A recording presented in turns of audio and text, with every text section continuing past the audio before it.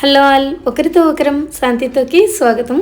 ఈరోజు నేను మా ఇంటి దగ్గర ఉన్న చిన్న ప్లేస్లో, అది చూడండి నా వెనకాల ఉంది కదా చిన్న ప్లేస్, ఈ ప్లేస్లో అయితే కొన్ని కూరగాయ విత్తనాలు అయితే వేశాను. ఇది పెద్ద ప్లేస్ ఏం కాదండి, చాలా చిన్న ప్లేస్ అయినా సరే ఖాళీగా ఎందుకులే ఉంచడం అనేసి కొన్ని కూరగాయ విత్తనాలు అయితే తెచ్చానండి బయటకు వెళ్ళినప్పుడు. అవి అయితే వేద్దామని ఈరోజు వీడియో కూడా చేసినట్టు ఉంటుందిలే అనేసి మీకు కూడా చూపించినట్లు ఉంటుందని చేశాను. ఏమేమి తెచ్చానంటే పాలకూర విత్తనాలు, అలాగే చుక్కకూర విత్తనాలు, ఇంకా గోంగూరవి. ఈ గోంగూర ఏంటంటే పుల్ల గోంగూర, అలాగే దీంతోపాటు వంకాయ అండి, ఇది పొడుగు వంకాయ. నాకు ఇవైతే చాలా ఇష్టం, అందుకే వాటి వరకు తెచ్చుకున్నాను. జెన్యున్గా చెప్పాలంటే నేను వీడియోలు ఎందుకు చేస్తున్నానంటే, నేను ఒక్కదానిగా ఏ విధంగా పని చేయాలంటే చేయలేకపోతున్నానండి. మీకు వీడియో తీయడం కోసం అయినా సరే నేను ఏదో ఒక పని చేస్తాను. రోజు నేను ఏదో ఒక వర్క్లో ఎంగేజ్గా ఉంచుకోవడానికి నాకు హెల్ప్ అవుతుందని అయితే ఈ ఛానల్ అయితే స్టార్ట్ చేశాను. ఏదో ఒక వీడియో చేయాలి కాబట్టి అయితే వీడియో చేయనండి. మీకు కూడా ఏదైనా హెల్ప్ అయ్యేది అయితేనే చేస్తాను. నాతో పాటు మీరు కూడా కొన్ని ఈరోజు కూరగాయ ముక్కలు వేయడానికి అయితే ట్రై చేయండి. ఈరోజు వీడియోలో టాస్క్ అయితే అదే అండి. చిన్నగా కూరగాయ ముక్కలు మనకు ప్లేస్ లేకపోయినా సరే ఇలా చిన్న చిన్న ప్లేస్లో ఆకుకూరలు అయితే పెంచుకోవచ్చండి. మనకి కొంచెం టైంపాస్ అవుతుంది, అలాగే మైండ్ కూడా పీస్ఫుల్గా అనిపిస్తుంది. నేను ఇంకో విషయం చెప్పాలనుకుంటున్నానండి. ఏంటంటే ఇక్కడ ఇన్స్టాగ్రామ్ లాగా మెసేజ్ చేసుకోవడానికి ఉండదు.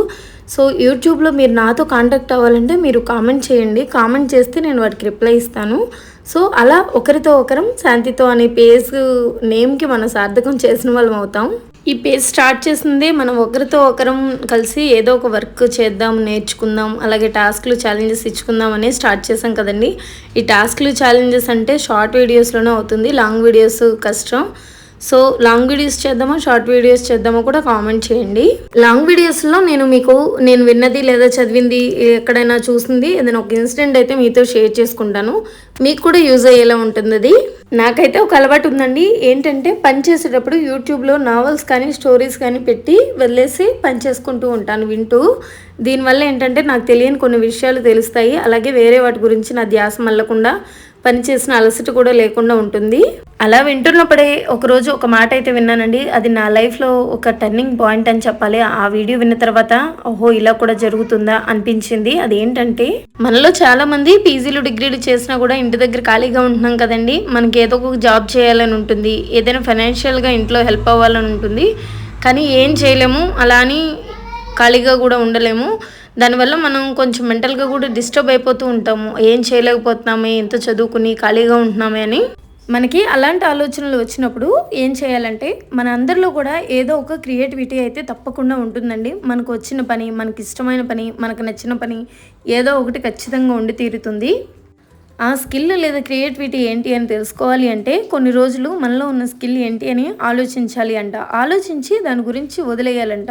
వదిలేయడం వల్ల ఏమవుతుందంటే మన సబ్కాన్షియస్ మైండ్లో ఫిక్స్ అయిపోతుందంట మనలో ఏదో స్కిల్ ఉంది అని. ఏదో ఒక రోజు మన స్కిల్ బయటకు వచ్చిన రోజు స్ట్రైక్ అవుతుందంట. మన మైండ్ మనకి గుర్తు చేస్తుంది, నీలో ఏదో స్కిల్ ఉందని చెప్పావు కదా, ఆ స్కిల్ ఇదే అని.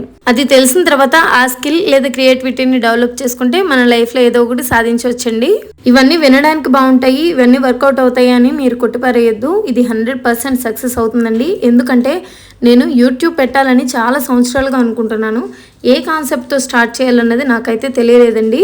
అలా ఆలోచించి కొన్ని రోజులు వదిలేసిన తర్వాతే ఈ కాన్సెప్ట్ స్టార్ట్ చేయాలి, ఒకరితో ఒకరం శాంతితో అనే కాన్సెప్ట్ అయితే నా మైండ్కి తట్టింది.